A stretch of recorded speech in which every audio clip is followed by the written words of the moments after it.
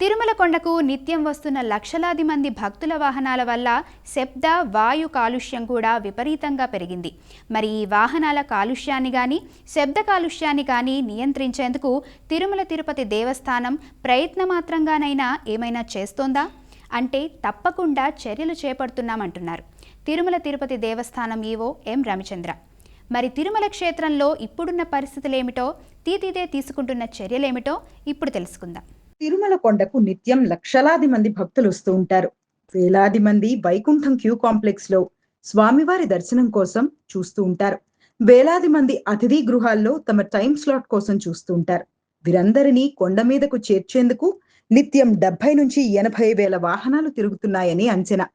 తిరుమలలో ప్రస్తుతం శబ్ద వాయు కాలుష్యం ఆందోళనకర స్థాయిలో ఉందన్న విషయాన్ని తిరుమల తిరుపతి దేవస్థానం అధికారులు కూడా అంగీకరిస్తున్నారు.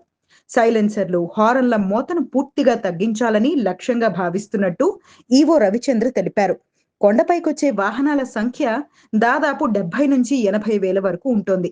దీన్ని క్రమంగా 40 వేలకు పరిమితం చేయాలని నిర్ణయించారు. ఇందుకోసం కొండ కింద వసతులు, పార్కింగ్ సదుపాయాలు పెంచాలని ప్రతిపాదిస్తున్నారు. జూ పార్కు రోడ్డులో సుమారు 200 ఎకరాల అటవీ శాఖ స్థలం ఉంది.